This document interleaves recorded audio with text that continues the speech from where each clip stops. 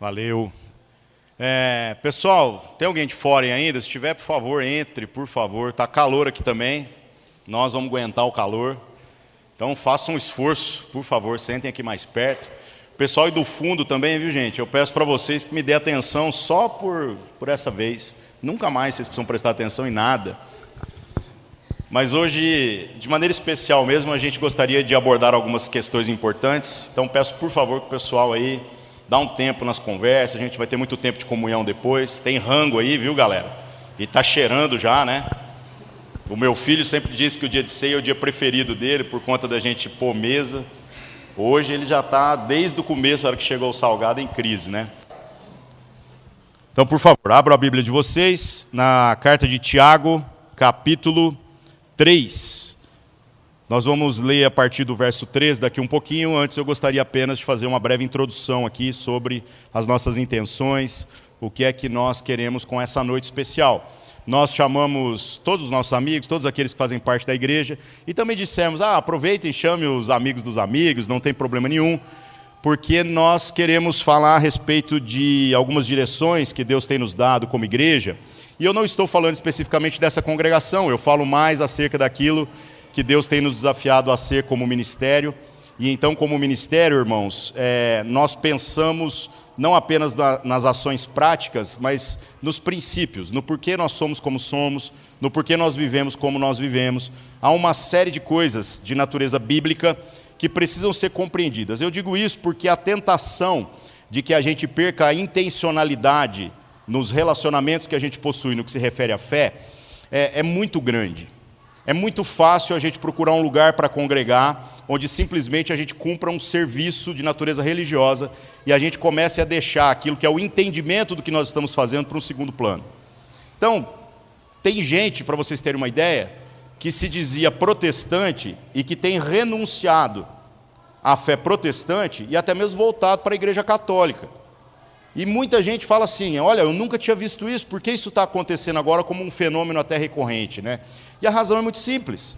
Se a gente for trabalhar apenas elementos litúrgicos, se a gente for trabalhar apenas de uma mística e uma tradição, é muito melhor você pegar uma igreja que tem 2000 anos de história do que você pegar uma igreja que tem 500 anos de história.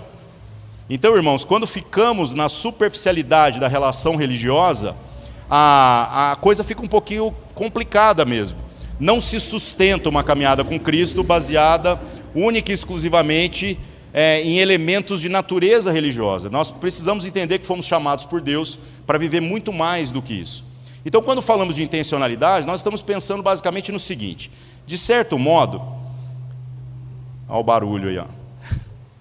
De certo modo, meus irmãos, nós caminhamos muitas vezes sem sermos intencionais em todas as áreas da nossa vida, porque muitas pessoas pressupõem que as coisas da sua vida são meramente obra do acaso. Quando dá errado, foi o acaso, quando dá certo, foi o acaso.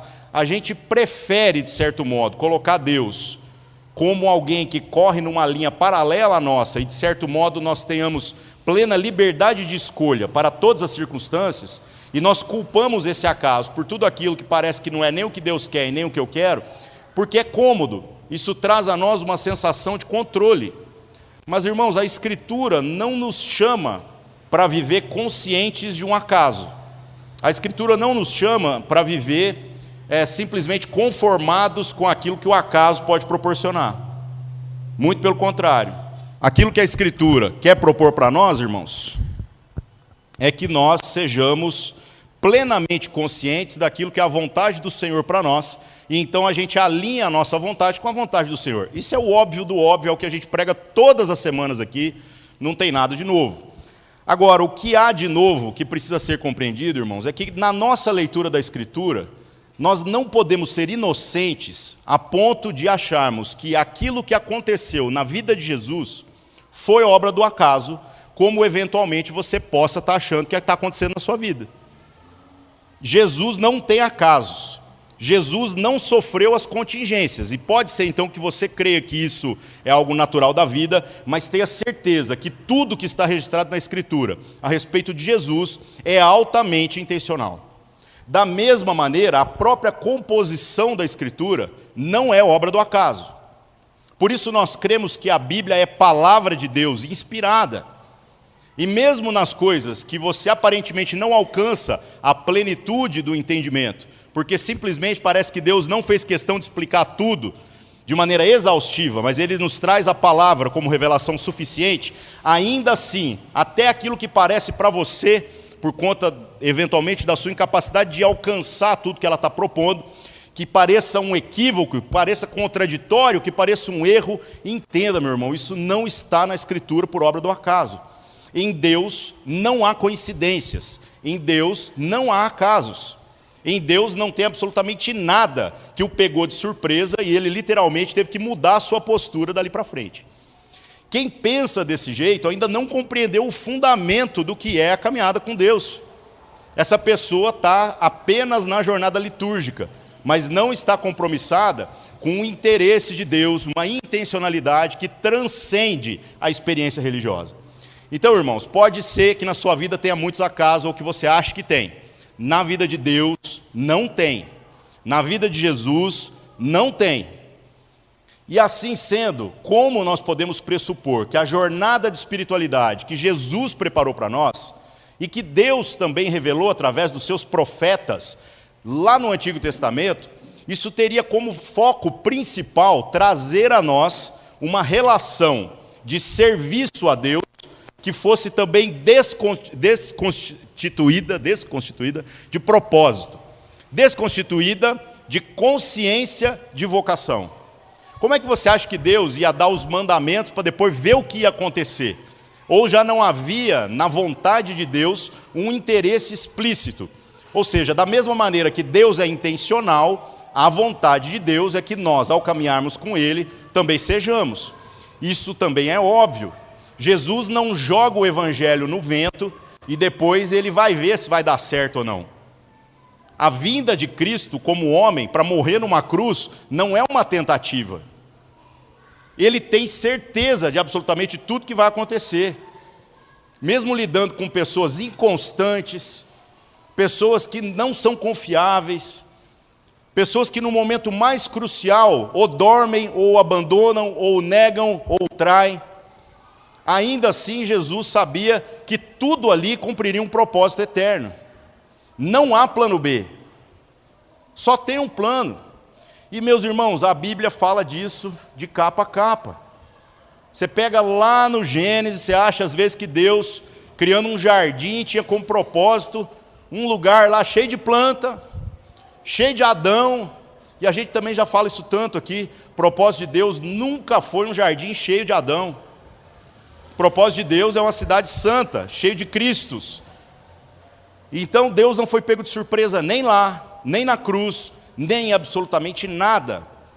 Como então nós podemos trilhar a nossa jornada de espiritualidade, achando que alguma coisa na nossa experiência vai ser fruto do acaso, fruto de uma coincidência que pode vir a acontecer na nossa jornada? Para vocês entenderem, irmãos, Deus instituiu, ao separar um povo para si, lá no Antigo Testamento, 12 tribos de natureza sacerdotal.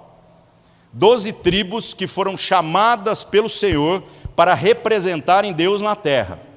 É muito engraçado, né? Porque a gente sempre quer se desvencilhar do excesso de lastro judaizante que faz com que a gente fique se apegando às tradições da velha religião judaica, sem a consciência de quem Cristo é ou daquilo que Ele quer que a gente viva. Mas, meus irmãos, entenda uma coisa, o plano de Deus de lá até aqui não mudou nada. A intenção de Deus é a mesma. Deus sabia que aquilo lá não era plenamente suficiente, assim como seria o sacrifício de Cristo, para resolver todas as questões da humanidade. Mas ainda assim a vontade de Deus começa a ser conhecida quando Deus institui para si um povo. E esse povo, como 12 tribos sacerdotais, tinha só uma responsabilidade, gente. Só uma, que é representar Deus. A ideia é que tudo desse povo fosse tão Deus, mas tão Deus, que esses caras poderiam abrir comércio, prestar serviço, trabalhar ou ser empregado, ou viver de caridade, ou qualquer coisa que você quiser fazer da sua vida, E Deus não está muito preocupado com isso. Vai ter rico, vai ter pobre, não interessa. A única coisa que interessa é que esse povo, como reconhecendo a sua vocação, entendendo que tem o dever de fazer com que Deus seja visto e conhecido, deveria fazer absolutamente todas as coisas de modo a representar a vontade e o interesse de Deus para o mundo, para toda a humanidade. Esse é o propósito. E esse propósito, meus irmãos, se já era pesado nas tribos lá de Israel, imagina agora na igreja, tamanho do problema que nós estamos falando. Mas sabe o que aconteceu? Essas tribos não conseguiam pensar no todo. E o problema que eles enfrentaram é muito parecido com o problema que a igreja enfrenta. Porque a gente, na nossa jornada de espiritualidade, não consegue pensar o todo. O que a gente está querendo resolver? O nosso problema. O que a gente está querendo resolver, até mesmo na nossa devoção? O nosso problema litúrgico. A gente não está pensando naquilo que eventualmente pode ser a dor do outro, com relação ao esforço necessário para que a gente viva junto, para que a gente caminhe junto. Então é uma relação, assim, de certo modo, muito desleal, e é exatamente o que essas 12 tribos fizeram lá atrás. É exatamente o que esses caras fizeram. Eles começaram a achar, cada um dentro da sua vocação, que eram melhores do que os demais, que o que interessava era fazer o seu serviço. E aí cada um se especializou no seu serviço. A tribo de Levi, que recebeu como tarefa o ministério levítico, assumiu o negócio que era o serviço no templo e todas as outras coisas que aconteciam dentro do templo, como se aquilo fosse algo que os enriquecesse com relação aos seus irmãos, no sentido de que eles poderiam contar vantagem, no sentido de que eles poderiam, ao andar no meio dos demais, dizer assim: eu sou sacerdote de Deus, eu fui chamado por Deus, eu sou de uma tribo especial. E acredite, esse mesmo tipo de coisa está acontecendo na igreja nos nossos dias, porque é um tanto de gente preocupado em resolver a natureza do serviço que entende que foi chamado para fazer, mas gente que não consegue pensar o todo. Então a igreja, ela entra em colapso de identidade exatamente quando ela tropeça naquilo que o povo de Deus já tropeçou historicamente. Não tem novidade. A gente está errando nas mesmas coisas. E, gente, errar num lugar onde outros já erraram, não é nem ignorância, é burrice. Por isso nós precisamos de uma reflexão acerca daquilo que é o desejo de Deus para a sua igreja. Não estou me restringindo a essa congregação, mas para a sua igreja no mundo. E então cada um agora entender que nós não fomos chamados para sermos os religiosos que estão aqui para fazer serviço, para resolver problemas, porque essa é a tentação. A gente testemunha a respeito do culto da manhã, sobre como muitos moradores em situação de rua vêm aqui tomar café, às vezes carregar o celular porque tem tomada, nós já arrumamos uma régua ali para os caras poderem carregar mais celular. É a realidade. Pegar uma roupa, e mais do que isso, ter contato humano. E às vezes a tentação é que a gente fala assim: vamos fechar essa igreja, parar de fazer culto e começar a trabalhar com esse tipo de gente, porque esse povo precisa. Às vezes a vontade é o serviço, mas, meus irmãos, o café da manhã que a gente serve aqui mata a fome em uma refeição, e o evangelho mata a fome para sempre. O evangelho é o que faz com que a gente faça todo o esforço necessário para alimentar essas pessoas quantas vezes for preciso. Então a tentação de ir pelo caminho conveniente é grande. Agora, o chamado de Deus é o todo. E o todo diz o seguinte: por que nós nos compadecemos dessas pessoas? Porque o evangelho nos alcançou. Então eu não quero ser a resposta para o problema de quem está sofrendo. Eu quero ser aquele que, consciente da vocação que recebeu de Deus, reparte a vocação com outros, para que a gente seja um tanto de gente que está perdendo o sono por conta de pessoas que sofrem. Aí no final das contas, a gente não vai ter mais que ficar falando de dinheiro aqui. A gente vai só apresentar as contas e cada um vai botar a mão no bolso e brigar para ver quem paga mais, para fazer as coisas acontecer. Mas por que a gente tem que ficar abrindo Bíblia, explicando os negócios? Porque a gente está conversando com criança. Meu filho perguntou para mim outro dia por que eu mando ele tomar banho todo dia. E a resposta é óbvia, porque se eu não mandar, ele não vai. Um adulto no reino de Deus, uma pessoa madura espiritualmente, é aquele que tem a percepção do todo, não do mundo, porque o mundo, cada um aqui vai ter uma cosmovisão. É o que foi falado aqui. Se a gente for falar de política, cada um, eu creio, viu, irmãos? Cada um que está aqui hoje tem razões legítimas em Deus para entender política do jeito que entende e para votar no candidato que vai votar. Eu não duvido disso. Porque se eu duvidasse, nós já tinha rolado na brita por causa disso. Se eu achasse que é uma deficiência de evangelho, eu não acho. Não acho. Eu creio que, honestamente, cada um aqui acredita no que está fazendo. Mas sabe o que está acontecendo? O que está acontecendo é que a nossa visão política, por exemplo, ela é fruto de uma cosmovisão, é a nossa visão do mundo. Mas, meus irmãos, nós não fomos chamados para salvar este mundo que você enxerga. E você nem foi chamado para dar a sua vida pelo mundo, no sentido de morrer por ele. Porque quem tinha que morrer já morreu, é Cristo. Nós fomos chamados para viver derramando a nossa vida pelo mundo continuamente, porque para morrer de uma vez você precisa de 5 segundos de coragem, mas para morrer todo dia precisa de muita coragem. E é essa a natureza do chamado do Evangelho. Agora, irmãos, nós não fomos chamados para dar a nossa vida pelo mundo que nós enxergamos, nós fomos chamados para assumirmos a responsabilidade pelo todo. E o todo é um pouquinho maior do que o seu mundo, é o meu mundo e o seu mundo. É o mundo de todos nós aqui num somatório que gera um resultado que ainda não é todo, porque para ser todo precisa ser a cosmovisão de Deus. Ah, eu acho que... Então, você acha isso, eu acho aquilo, mas isso não interessa, o que deveria interessar é o que Deus acha. E quando as tribos de Israel pararam de se preocupar com o que Deus achava, e cada um começou a trabalhar segundo aquilo que acha, naturalmente esse povo deixou de representar Deus. Meus irmãos, isso é tão sério, mas tão sério, que a gente tem na história diversos exemplos de homens, de mulheres, de povos que conseguiram viver essa consciência de todo. O problema é que Deus não tem netos. O filho dos crentes não é automaticamente crente. Então tudo tem que ser reaprendido, tem que ser reexperimentado, mesmo a verdade sendo algo imutável que está expressa para nós aqui. Na Reforma Protestante, meus irmãos, a relação de devoção a Deus gerou uma consciência de dignidade para a sociedade que mudou a história da humanidade, meus irmãos. Mudou. Você pega, por exemplo, o exemplo de Calvino, lá na cidade de Genebra. Toda vez que a gente toca no nome de Calvino, tem umas galera que dá uns chilique, que fala assim, lá vem uns papos de predestinação. Não, irmão, você não gosta desse bagulho, pode jogar fora, beleza. Mas vai estudar o que esse homem conseguiu sem ser político, viu? Porque ele não assumiu o governo, ele era estrangeiro. Mas como esse homem, como um consultor, conseguiu influenciar uma cidade pela sua pregação e fez com que essa cidade vivesse uma revolução. Por quê? Porque esse homem entendia que a sua devoção a Deus tinha que ter um compromisso com o todo, maior do que aquilo que ele enxergava, maior do que aquilo que ele cria.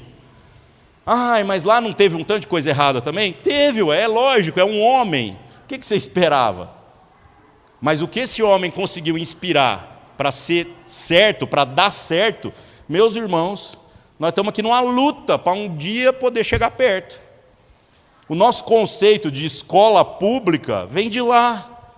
O nosso conceito de hospital público vem de lá. Não vem de promessas de políticos. Vem de promessa do Evangelho, que um homem leu, ficou indignado e pregou o Evangelho com tanto afinco às outras pessoas, porque ele pensava no todo. Que aí, então, até os políticos, meus irmãos, e você acha que os políticos eram bons naquela época? Para! Sempre foi a mesma coisa.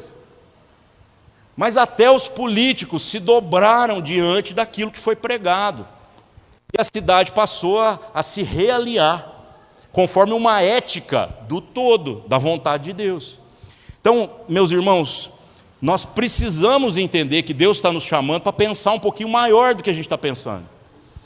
Agora, se por um lado nós temos esse exemplo histórico da igreja decolando, fazendo coisas extraordinárias, conseguindo alcançar uma proposta redentiva, maior do que o seu culto, maior do que os seus projetos sociais, mas algo que influencia todo mundo.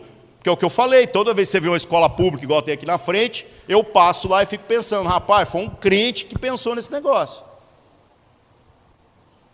Aí eu fico pensando, o que eu deveria estar pensando, comprometido com o todo, que poderia influenciar esse mundo até o fim, para sempre.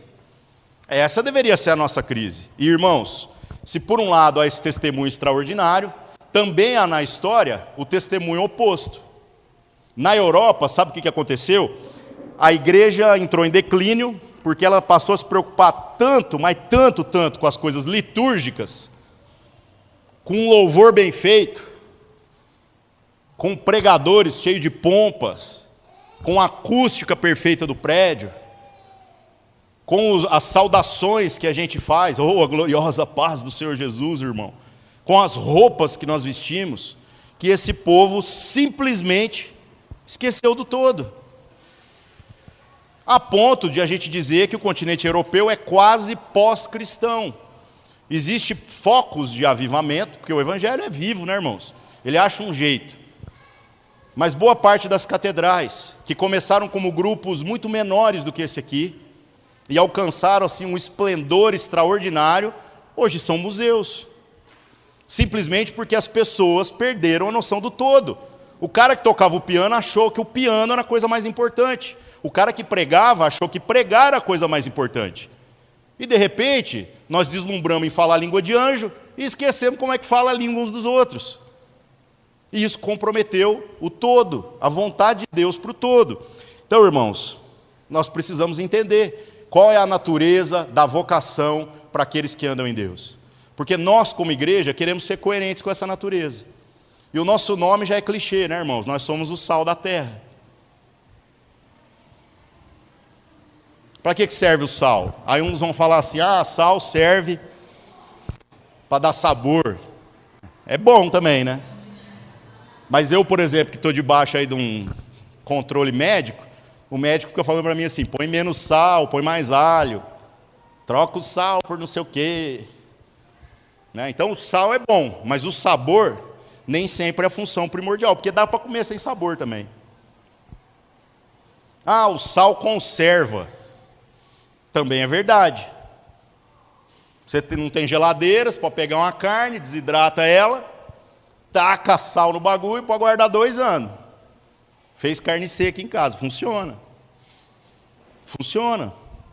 Mas às vezes não é só isso, porque vocês acham mesmo que nós somos colocados por Deus para conservar as coisas do jeito que estão? Também é pouco. Um sentido também que a gente encontra no sal é quando a gente começa a ver a propriedade que ele tem a propriedade que ele possui de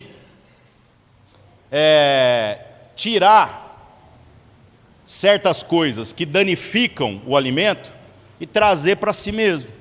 Então eu falei aqui, por exemplo, da carne seca, que é uma carne que você vai desidratar e com sal. Qual é a mágica do processo? A mágica é simples. A carne está lá e a umidade está dentro dela, que é o que compromete. Mas você taca sal no negócio, o que o sal faz? Ele expulsa a umidade em nome de Jesus? Não. Ele puxa a umidade para si. Gente, a gente vai fazer churrasco, aí você coloca aquela picanha na churrasqueira. E eu sempre temperei de um jeito. Aí um dia eu vi um irmão que ele foi temperar e não passava a carne no sal. Ele põe a carne passar. E aí ele vinha com um punhado de sal, o jeito dele gasta muito mais. É o jeito que os gaúchos fazem, né? Aí ele fazia uma pilha de sal assim em cima da carne. Eu falava assim, mano, vai ficar salgado demais. E é incrível. O sal vem tirando aquele excesso de sangue, não todo, viu? Porque a gente gosta do sangue, não pode tirar todo. E o sal vai ficando vermelho. Ou seja, ele vai pegando até mesmo aquilo que lá no Antigo Testamento os caras não podiam comer. Que era esse sangue sufocado e começa a atrair para si. E essa, irmãos, é exatamente a nossa natureza. Nós somos o sal da terra por quê? Porque Deus nos colocou aqui para a gente poder, em contato uns com os outros, falar assim, eu quero tudo de ruim que tem na sua vida, para trazer para a minha. Tudo que tiver de ruim aí, Põe na minha conta. Essa é a nossa vocação. Mas quando a gente perde de vista o todo, a gente começa a pensar o contrário. A gente começa a pensar assim, não, eu não tenho que aturar. Eu não sou obrigado. Enquanto que a gente deveria, meus irmãos, estar em contato uns com os outros cada vez mais, insistindo para que esse contato promovesse essa atração de tudo que é ruim para a nossa vida. Eu falei aqui de um exemplo, até que um amigo meu citou certa vez. Falou, o cara foi lá, preparou um óleo, aqueles papos bem religiosos, né? Levou no monte, orou 40 dias, foi o Cabo Daciolo que orou, tá ligado? O óleo tá especial, tá ungido, óleo trazido de uma oliveira lá de Israel, pensa num negócio perfeito. Aí a hora que o óleo tá lá perfeito, veio um mosquito e caiu dentro do óleo e morreu. Aí a gente fala, ué, o que aconteceu? É o mosquito que profanou o óleo ou é o óleo que santificou o mosquito? A consciência de vocação determina tudo dali para frente. Porque eu vou falar para vocês, irmãos. Muita gente está pegando o óleo que Deus derramou na sua vida e jogando fora quando um mosquito, e o mosquito é o irmão, começa a entrar em contato com um lugar que você não quer que entre. Complicado, irmãos. Muito complicado. Agora, se a gente compreendesse a nossa vocação, a gente faria diferente. A gente faria completamente diferente. A gente jogava o mosquito fora, abençoado. Ou de repente até creria que esse mosquito ia ressuscitar de algum jeito aí, né? Vai entender. Então, irmãos, nós somos o sal da terra. Nós somos colocados para, estando junto, dizer, eu quero tudo de ruim que Deus está colocando na sua vida, porque juntos nós vamos encontrar em Deus solução. E na Bíblia, meus irmãos, a gente tem um tanto de exemplo disso daí. Um tanto.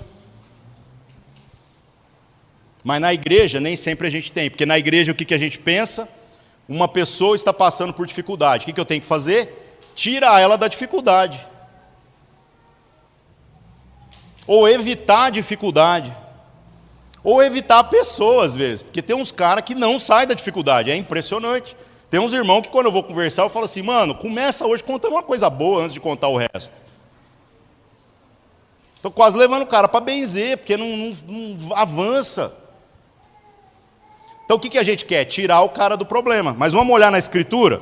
Bom, o José lá do Egito, lá, quando ele foi jogado na cadeia, Deus não tirou ele da cadeia.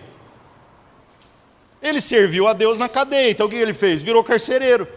Gente, quem é o chefe da cadeia que dá a chave para um preso cuidar dos outros? Isso não é natural, isso é sobrenatural. Este homem, pelo seu testemunho, no lugar ruim em que ele foi colocado, ele conseguiu isso. Então a gente está querendo fugir do problema, dos nossos para começar, e muito mais dos outros, enquanto a gente não está entendendo que o milagre que Deus quer fazer em nós é no problema. Quer ver outro cara? Paulo. Está lá na cadeia, estão lá cantando. Aí Deus dá um terremoto. E o terremoto é muito engraçado, porque não é só a terra tremer. A terra tremeu e as grades das celas todas se abriram. Qual seria a sua reação se você está lá preso pelos pés, com a grade fechada e de repente os cadeados começam a estourar tudo, meu irmão? E o corredor se abre assim, que é só sair correndo. O que você faria? Sairia correndo. E o que Paulo fez? Ficou lá. Ficou lá. E aí o próprio carcereiro, que achou que todo mundo já tinha fugido, ia se matar, teve que ouvir o sermão. Falou assim, ei, por que você vai fazer isso? Ninguém fugiu. Então, meus irmãos, a Escritura está contando essa história de pessoas que não fugiram do problema. Enquanto que nós estamos querendo só fugir do problema. Isso não faz sentido. Meus irmãos, o nosso papel como igreja não é levar pessoas a evitarem o erro. Não é levar pessoas apenas a procurar fazer a coisa certa, mas encontrar a plenitude da nossa vocação. E aí a gente entra no texto aqui. Tiago capítulo 3, verso 13 a 15. Diz assim: quem dentre vós é sábio e entendido, mostre pelo seu bom trato as suas obras em mansidão de sabedoria.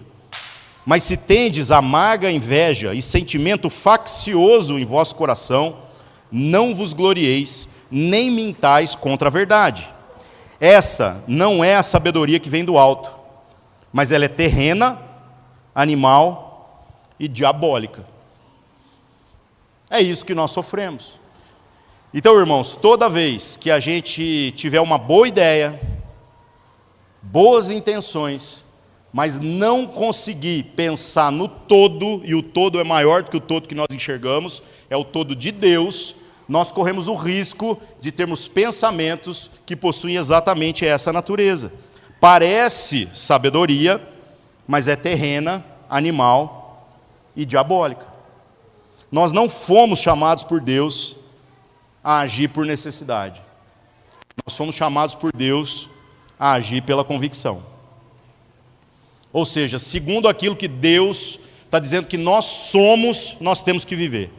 E se em algum momento a gente trocar a consciência do que nós somos, simplesmente pelo fazer, sem consciência, nós nos tornamos inúteis, igual às tribos de Israel, igual à igreja, infelizmente, tem se tornado aí nos últimos séculos.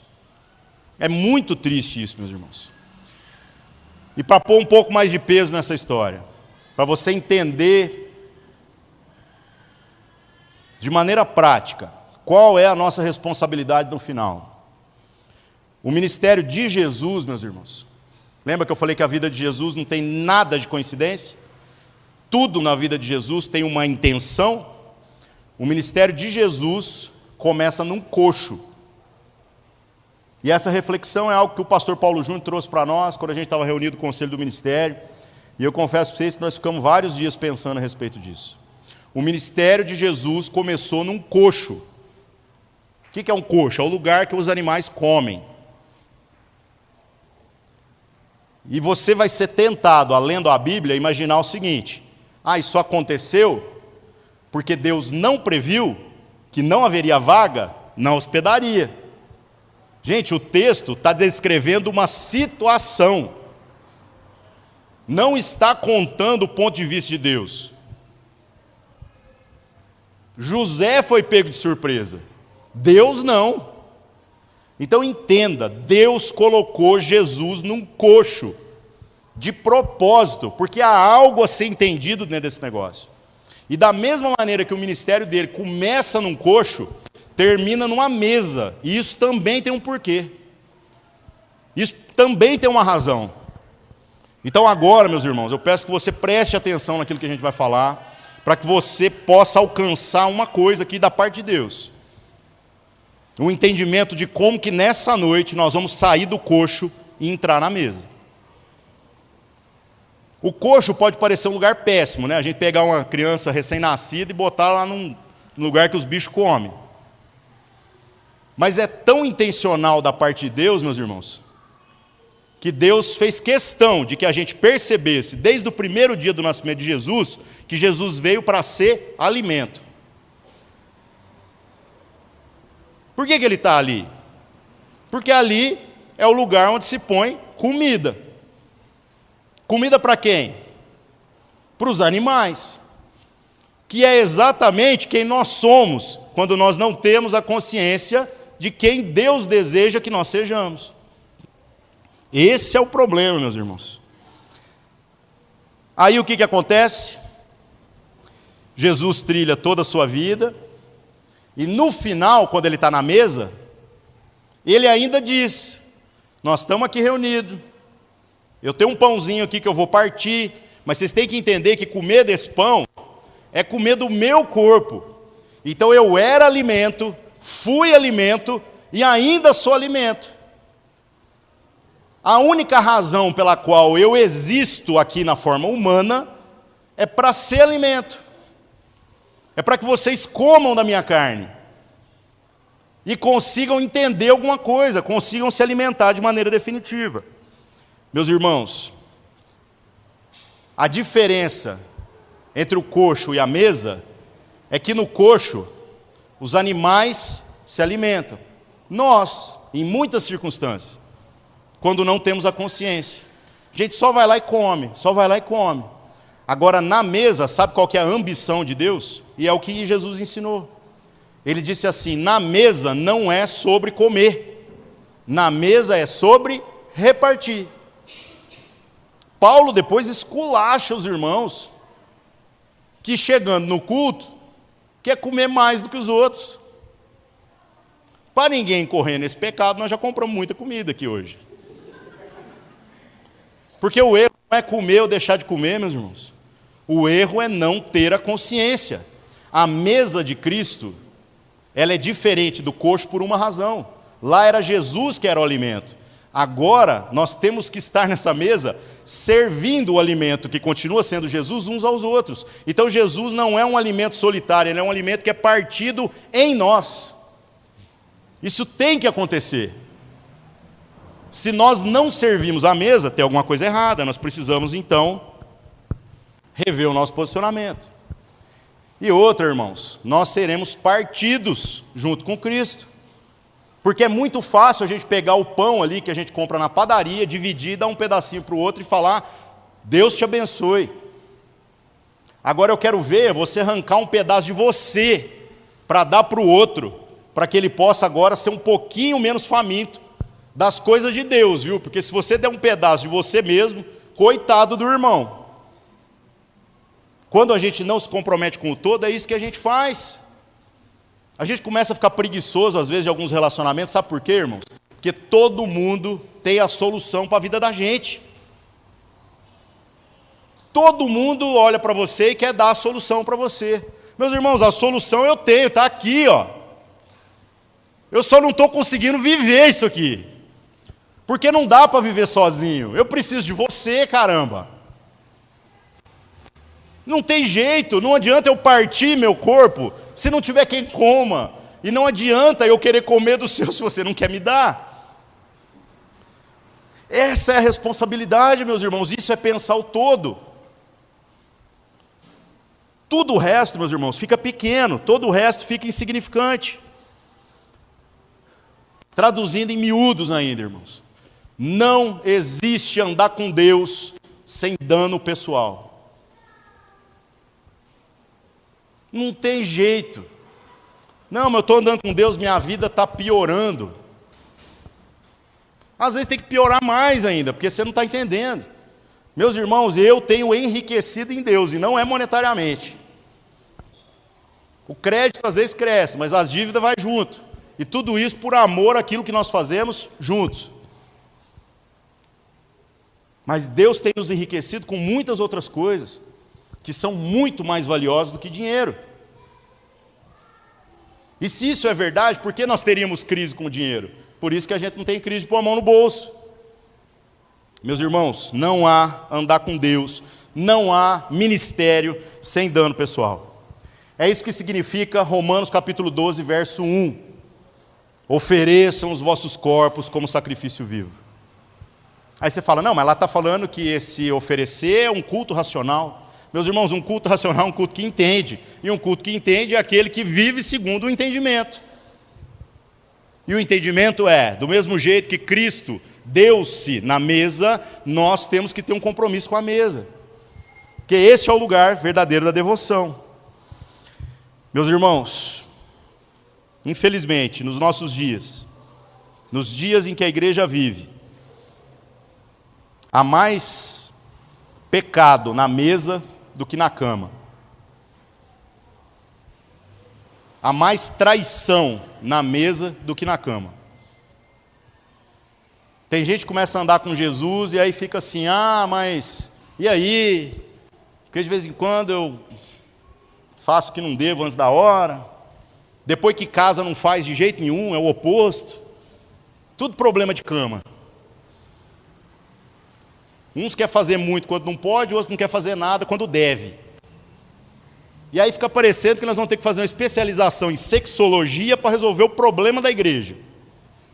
Meus irmãos, problema nunca teve na cama. Se você ler lá em Gênesis e está achando que o pecado original foi transar, você leu errado, meu irmão. Não foi. Qual foi o pecado, meu irmão? Senão um alimento.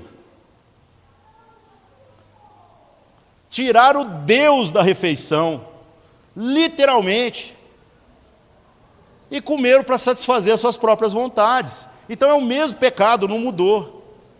Na mesa hoje nós temos mais pecados e traição do que em qualquer outro lugar. Então mesmo quando você está passando pelo problema do casamento, sabe qual que é o problema? Mesa. Porque se quando a gente senta na mesa, nosso coração está ali mesmo. O partilhar do alimento é também o partilhar da nossa vida. Eu tenho certeza, meu irmão, que todos os outros problemas vão se resolver. A gente tem problema relacional entre nós aqui, isso é problema de mesa, que a gente junta e come, mas a gente não está entendendo o que é o repartir de si mesmo. E por isso que a coisa não avança, fica medíocre, medíocre para sempre. Meus irmãos, apenas animais adestrados continuam debaixo daquilo que foram ensinados, enquanto recebem aquilo que desejam. E nós não cremos, em nome de Jesus, que a nossa vocação como Ministério Sal da Terra seja adestrar pessoas.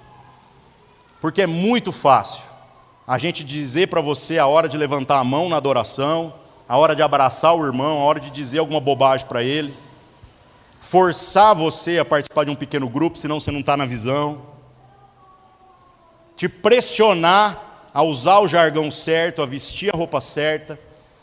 É muito tentador fazer isso, porque muitos aqui, acreditem, se sentiriam bem, se sentiriam mais seguros e pastoreados e acompanhados de perto. Mas, meus irmãos, nós não somos adestradores de animais. Nós somos aqueles que foram chamados para servir à mesa, meus irmãos. Até a traição do Judas, meus irmãos, foi na mesa. Foi na mesa, é ali que é revelado quem ele é. É ali que na própria Escritura diz que então Satanás termina de fazer a obra na vida dele. Porque ele nega o compromisso, a responsabilidade, o entendimento a respeito da mesa. Para a gente encerrar, meus irmãos, quem não tem compromisso com a mesa de Deus, quem não tem compromisso com a mesa de Deus e tudo que ela implica, o dia que encontrar uma refeição mais agradável, vai embora. Vai embora. Porque o Deus dessas pessoas é o estômago. E não o Deus, Senhor, Pai de nosso Senhor Jesus Cristo. Entenda que sentar nessa mesa e ser compromissado com ela vai incluir tomar coisas que você não quer tomar. Jesus no Getsêmani, quando faz lá a sua última oração antes de ser traído, ele diz: Pai, se possível, passa de mim esse cálice. No final, o que ele está dizendo é: Pai, se eu puder evitar, eu não quero tomar esse cálice, mas que seja feita a sua vontade, não a minha. Sabe qual foi a resposta de Deus? Nenhuma. E o que Jesus fez? Tomou. E não reclamou. E não resmungou. E não ficou gemendo. Simplesmente assumiu aquilo que era o desejo do Pai, mesmo que isso lhe infligisse todo o dano pessoal. E não é a morte física. É em um momento lá na cruz, quando todos os nossos pecados, de toda a humanidade, foi jogado sobre ele, o Pai lhe virá as costas. E a Trindade ser rompida. Algo que nós não conseguimos nem entender como é que a Trindade é unida. Agora, entender como é que ela foi rompida, aí é paradoxo mesmo. Naquela ocasião, Cristo foi feito pecado. O dano foi todo dele. E o que aconteceu dali para frente, meus irmãos? Os olhos dos cristãos se abriram. E cada um passou a entender qual é a importância da mesa. A mensagem para hoje, irmãos, é sobre a mesa. Nós vamos ter ceia daqui um pouquinho, mas não pense apenas no alimento. Pense em qual é a sua postura na mesa. Se você junta para tomar só os cálices agradáveis, eu queria dizer para você que você não tem compromisso com o todo. Você não é filho de Deus. Você é um simpatizante de Deus, você é alguém que gosta da ideia de Deus, mas não tem jeito. Ah, mas é ruim para todos nós. E vai piorar.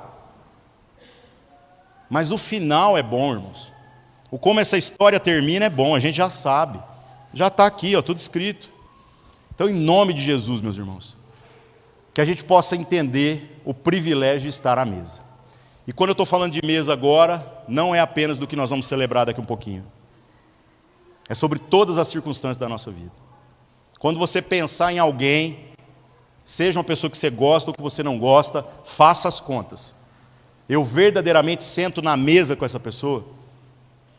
Eu estou como sal, trazendo o que é de ruim dela para mim, para que ela fique sem isso? Ou eu estou juntando o meu ruim com o dela para ver se piora? Que às vezes é a nossa intenção. Quando eu estou lá, eu estou partindo de mim mesmo, naquilo que Cristo já me abençoou, para que ela também seja abençoada? Ou eu estou sendo cúmplice dos pecados e dos equívocos de entendimento dela? É disso que se trata.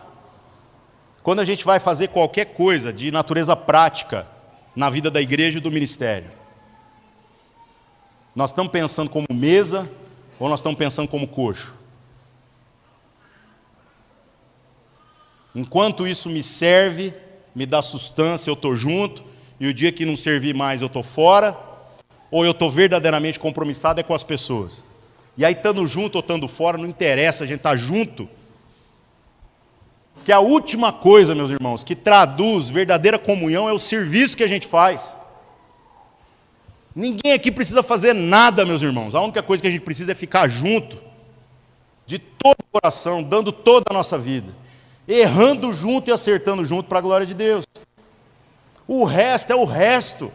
Como é que nós vamos fazer o serviço? É mero detalhe, isso a gente acerta na caminhada. Mas o não estar junto é pecado grave. Negar a mesa de Cristo é pecado grave. Chegar na mesa de Cristo e dizer assim, se o fulano tiver, eu não fico, é pecado grave. Rejeitar um filho de Deus é rejeitar Deus, meus irmãos. Nós não podemos viver desse jeito. Em nome de Jesus, irmãos. Em nome de Jesus.